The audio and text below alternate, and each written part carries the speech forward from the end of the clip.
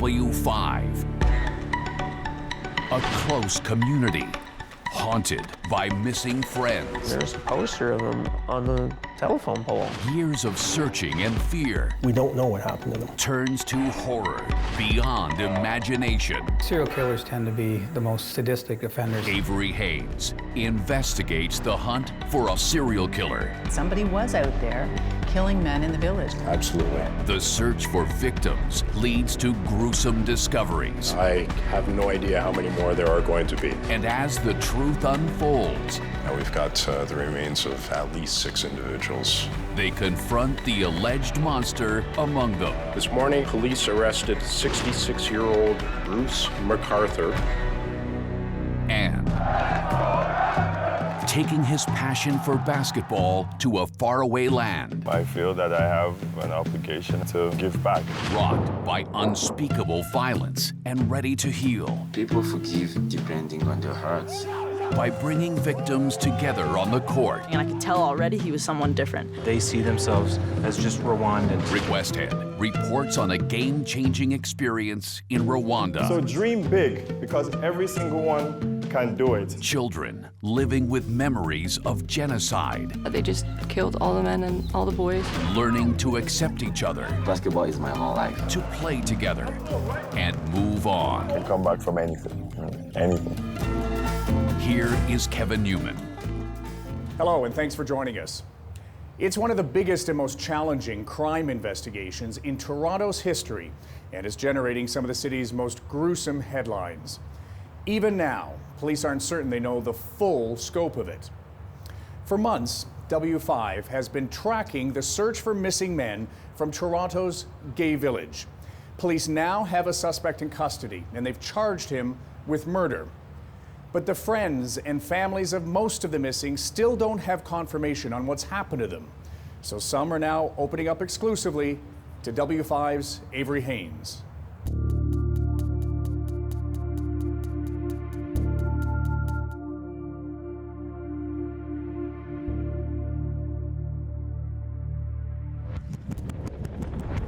44-year-old Salim Essen missing from the area. 49-year-old Andrew Kinsman missing from the area. Abdul Basir Faizi, who was reported missing to Skanda Navaratnam, last seen in the area of 58-year-old Majid Kahan, last seen on October 14th, 2012, and was known to frequent the area of Church and Wellesley. It's an 8-block stretch in the heart of Toronto. It's known simply as the Village, the largest gay community in Canada, where a predator has been on the loose for years. This morning, police arrested 66-year-old Bruce MacArthur. At least 6 alleged homicides. Where we've recovered the bodies are from large planters. But before the murders, there were the missing, people like Majid Kayan. He really cared about his children and was very worried about them not knowing that he was still their father, even though he was a gay man. This man, who we're calling Chris, once dated Majid. We're hiding his face because he lives in a small town and wants to protect his privacy. We went out on like a few dates, and when it boiled down to it, we were just meant to be friends. 58-year-old Majid Kayan was originally from Afghanistan. He immigrated to Toronto with his wife and 2 children. He came out late in life. A gay Muslim man who was married with 2 children. I mean, you probably knew the real him in a way that his family could never know. He always felt like he was misunderstood all the time. Chris thinks it's important for people to know just who Majid was. He was a very big soccer fan. Like, you'd come over and soccer was on, you couldn't talk, and he would sing. He would sing in Farsi and in English, and it was very beautiful. And several friends would say when he'd go to the campground and he'd be cutting wood, they'd hear him, this voice, and be surprised to see who it was. Chris is haunted by a conversation they had shortly before he disappeared. It was a hot summer evening, and we're out there, and he teared up and he said, "I want you to tell my story." I go, "What are you talking about?" And he wanted me to tell a story about him and his struggle to get to Canada to be safe. And that didn't help him. Coming here didn't help him. This isn't the story that you thought you'd be telling about him. I thought it'd be a different story. The story, it's far more sinister. In October 2012, Majid Kayan simply vanished. Tell me about when you first realized that something had happened.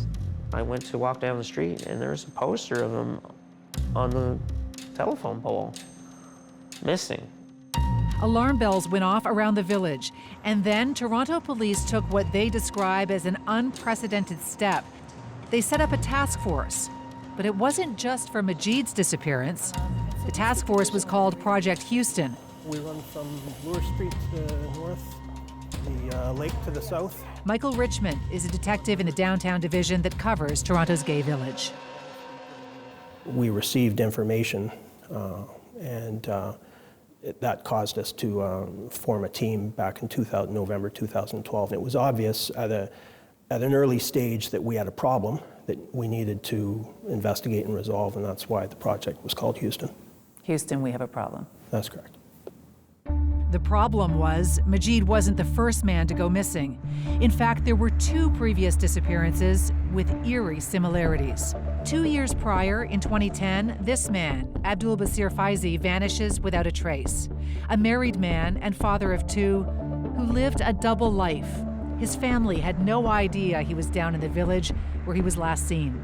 His car was found abandoned in Midtown Toronto. His family has never spoken publicly about his disappearance.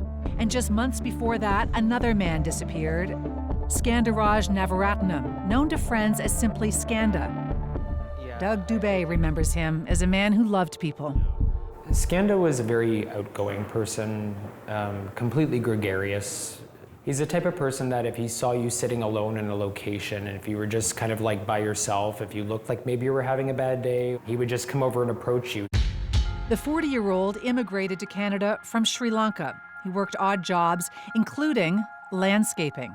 The last time Doug saw Skanda was Labor Day weekend, 2010. It was the barbecue, the patio was full of people, he was enjoying his time. But Skanda was never seen after that night. We started posting Facebook messages and just asking about, have you seen this person? Do you know Skanda? Like, we're taking his photos. It was very hollow. It was a very hollow moment. Like you felt kind of ill in your stomach. 3 men with alarming similarities seemingly vanished into thin air. People in the community came to a frightening conclusion. Can you describe for me what the thoughts were in the community at that time when you had 3 men who looked remarkably similar, from similar backgrounds, bearded, similar ages? 2 words, serial killer. The community may have felt a serial killer was on the loose, but incredibly, as Toronto police were canvassing the neighborhood, they were working on an even more disturbing theory. The reason this task force was set up in the first place was because of a tip about what may have happened to Skanda. In an exclusive interview with W5, the lead homicide investigator, Hank Idsinga, reveals what that tip was, and it's horrifying. It's going to be disclosed as part of the case against Mr. MacArthur, so I can't get into specifics about exactly what that tip was. If I were to ask you, was it an online cannibalism ring tip? Would that be something that you could comment on? I would comment that during Houston, part of the investigation was into an online cannibalism ring, yes. It's a tip that was ultimately discounted. Police could find no evidence of a cannibal ring. After 18 months, there was no sign of the missing men, no bodies, no suspects. Project Houston was quietly shut down. The disappearances here in the village seemed to stop, but it wouldn't last. By the spring of 2017, a chillingly familiar pattern. More men reported missing, men like Salim Essen. This was Christmas. And where's Salim in here? Salim is here with the orange hat. Retired teacher Richard Harrop met Salim Essen in a park near the village. They became good friends, meeting for coffee and texting regularly. He asked about the book I was reading, and I could tell he had an accent, and I wasn't sure what it was, so I asked him where he was from, and it turned out he was from Turkey. He was a very bright person. He was a very unjudgmental person. He was a real thinker. I really wanted to take him out of town to see the North. We didn't get to do that. In the spring of 2017, Richard stopped hearing from Salim. The last time that I had contact was when I was in hospital. He texted me and said he was going to come to visit, and then he didn't come to visit. Just like the three men, the focus of Project Houston so many years before, Salim vanished without a trace. It didn't make the headlines until another man disappeared 2 months later, a man named Andrew Kinsman. June 2017, Pride Parade weekend. Tens of thousands of people converged on the village, and amidst the celebration, Andrew Kinsman vanished. This tight-knit village knew that Andrew, who was part of the fabric of his neighborhood, would never just take off. When you go to bed thinking about Andrew, we wake up thinking about Andrew. I guess we'll start in the park. Sure. For months, his friends and sisters scoured the area in the hopes of finding something. Teams of volunteers were plastering missing persons photos everywhere. We're looking for somebody that's roughly my size. And search parties combed the area looking for clues. The community was frightened and shocked, reliving the fears from so many years ago. They again wondered, was this a serial killer? And was he active again? 2 months after Andrew disappeared, police set up a new missing men task force. They called it Project Prism. Good morning. They again repeatedly refused to validate the community's theory. There is no evidence that the serial killer is responsible for the disappearance of any of the missing males. Publicly, police were saying this was not the work of a serial killer. But in an interview with W5 2 months before an arrest was made, the head of the Missing Men Task Force, Detective Sergeant Michael Richmond, insinuated there was something sinister at play. We don't know what happened to any of these 5 missing males. That's the bottom line. So we can guess, we can speculate, we can have a theory and steer our investigation based on that theory. Do you have a theory right now? The investigative team has a theory, and I'll let them deal with it. I mean, it's troubling. I'll simply say that it's troubling. Troubling. 5 men disappearing without a trace. 2 months after that interview, and 8 years after the first man disappeared, Toronto police made an arrest. He has been charged with 2 counts of first-degree murder in relation to Mr. Kinsman and Mr. Essen. The accused, Bruce MacArthur, a familiar face in Toronto's gay village, a 66-year-old landscaper and mall Santa. As a younger man, he'd worked as a traveling salesman and was married, had raised 2 kids. He came out later in life and became part of the community in the 1990s. And when we believe he is responsible for the deaths of other men who have yet to be identified. In other words, we believe there are other victims. Those charges would come to include 2 more men whose names never came up in either task force, Dean Lisowick, 47, and 50-year-old Sarush Mahmoudi. Police have now found at least 6 sets of human remains, but only one of those has been matched to a named victim. There's no telling just how many more victims there may be. You have 5 people that have gone missing in this very small, concentrated area in the village. Dave Perry is a retired Toronto homicide cop of 28 years. He now runs a private investigative firm and has a background in investigating serial sexual crimes. When it comes to serial killers, nothing would surprise me. Serial killers tend to be the most sadistic offenders that we ever come across. Quite frankly, the things that nightmares are made of. Someone doesn't just wake up one morning and decide they're going to become a serial killer. There are signs of things that lead to this. You start doing the in-depth background of the person that you arrest, you find that there is some things in their background that actually match the pattern that led them to become a serial killer. On the day they arrested Bruce MacArthur, police stormed his apartment, and W5 has learned shocking details of what they found inside. A man bound and gagged inside that apartment. Police were finally ready to confirm what those in the village had feared for so many years. What kind of case is it? It's a serial killer. You've been a cop for a long time. How would you characterize the scope and the depravity of this investigation. I've never seen anything like it. A community in crisis. But what are you going to do to help us protect us? And demanding answers. We just want justice on this one. When W5 continues.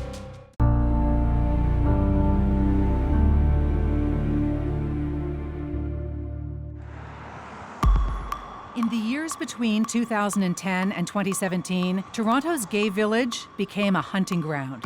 The disappearances of 5 men triggered 2 separate task forces. Bruce McArthur has been charged in the deaths of these 3 men. We still don't know what happened to these other 2. Skandaraj Navaratnam dated him, and Abdul Basir Faizi's car was found just blocks from where police have made the gruesome discovery of dismembered body parts. Those planters have been found at homes where Bruce McArthur was a landscaper. McArthur has also been charged in the deaths of 2 more men who were never connected to the initial investigations. What is that like to know that now he's been charged? It's hard to describe. It's like a whirlwind of emotions. Like, I want to be sick, physically sick. This man, who we're calling Chris, dated one of McArthur's alleged victims, Majid Kayan. We're concealing his identity to protect his privacy. He remembers being at Majid's home one night when a visitor came by. The 2 of you were together at his apartment, and the buzzer rings, and he enters in whoever's coming into the building, and I get weary. I'm like, I don't even know who this is. And it was Bruce McArthur. Bruce McArthur comes into the apartment. Because they are in a relationship? They spent time together. I knew that they had a sexual relationship, but I didn't know what went beyond that. The last time I seen him with anybody else was with Bruce. He says he contacted police in the months after Majid went missing in 2012. I didn't know Bruce's surname, but I knew what he looked like. I knew what his username on the internet was, and I relayed that to the Toronto police. You're telling me that you went to Toronto police shortly after he went missing, and you said, you should check out this guy, Bruce. Yes. Chris claims he handed police information that could have led to Bruce McArthur 6 years ago. It's unclear what police did with that tip, or if they knew that McArthur had a history of violence. In 2001, Bruce McArthur brutally beat a man with a metal pipe. He was convicted of that assault, but he was never sentenced to any jail time. Instead, the court ordered him to supply a DNA sample, and they barred him from even entering the village for 3 years. In his first one-on-one interview since the arrest was made, lead investigator Detective Sergeant Hank Idzinga sat with W5. How would you respond to a tip that was given to us that there was actually a complaint made or a suggestion made that somebody named Bruce should be investigated in the disappearance of Majid Kayan? I can't get specific about evidence that we did have or what different witnesses said to us or didn't say to us or who we investigated at the time. But at the end of Project Houston, we had no evidence that could tell us that these gentlemen had met with any foul play, that there was any criminality involved. Was Bruce McArthur interviewed during Project Houston? I can't speak to that. The weeks since the arrest have turned into a parade of horrors. Forensic teams meticulously searching properties, cadaver dogs trying to pick up a scent, and body parts in planters. We were at the morgue when we broke open the first planter, and you could see the skeletal remains in that planter. And my partner, Dave Dickinson, turned to me and he said, "I've never seen you look so disgusted before." I said, "I'm not disgusted." I said, "I'm just angry." And really an angering moment to see that. And that's happening again and again and again because you found a lot of body parts in different planters. Yeah. And we've got the remains of at least 6 individuals so far. Is Bruce McArthur cooperating with this investigation? I can't comment on exactly what he's doing. Why? Because that would become part of the evidence if there was a statement made or not. With a large court case on the horizon, the detective sergeant would not confirm what sources have told W5, that MacArthur allegedly kept trophy photographs, that the live man found inside the apartment was a potential victim. But he did for the first time reveal the location of at least some of the alleged killings. Do you know where these victims were killed? We know where some of the victims were killed, yes. Were they all killed in the same place? No. Is his apartment a homicide scene? We believe that it is, yes. So you believe some victims were murdered in the apartment? Yes. And some in the van? That I can't be specific on yet. And we asked the detective whether the alleged online cannibal ring that launched Project Houston back in 2012 played any role in this current investigation. I've got no evidence to suggest Mr. MacArthur was a part of any cannibal ring, fantasy online or not. That was something we investigated in 2013. It was something we were able to discount in 2013. We've gone through his online profiles and his internet activity, and there's absolutely nothing to indicate that. As the community gathers to try to process the unthinkable, some are also asking why it took so long to make an arrest.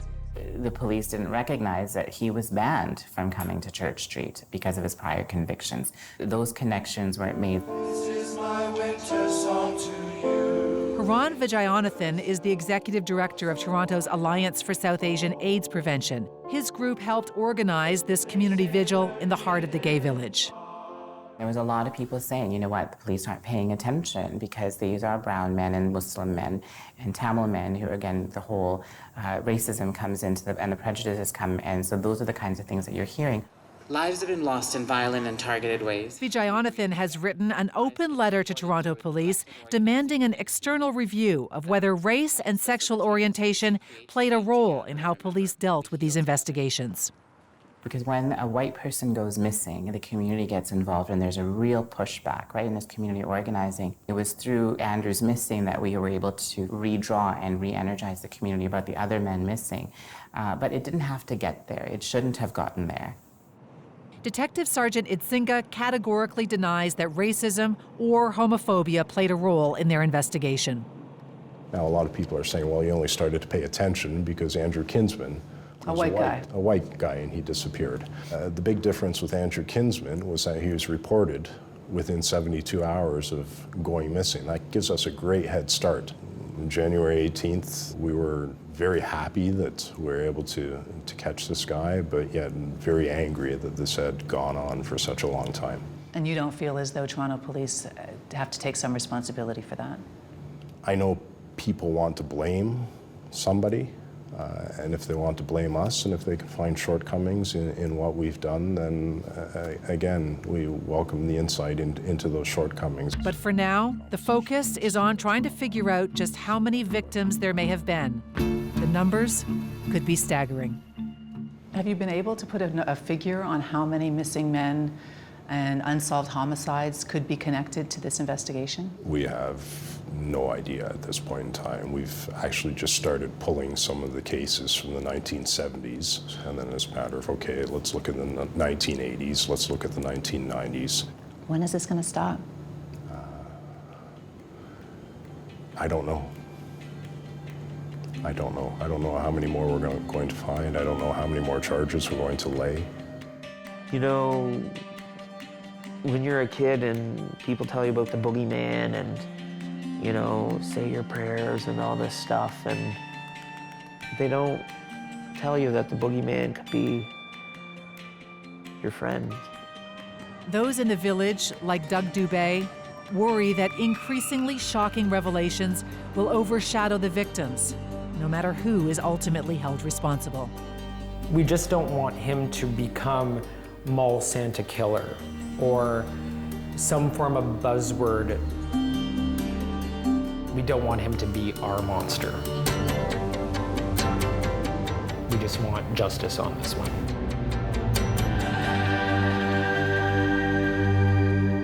Well, Bruce MacArthur remains in custody while the police investigation continues. The murder charges he faces have yet to be proven in a court of law. Here's what's straight ahead. Bringing basketball to the people. There is something special about Rwanda. And sending a message of hope. You have to be the one that's going to take it forward. When W5 continues.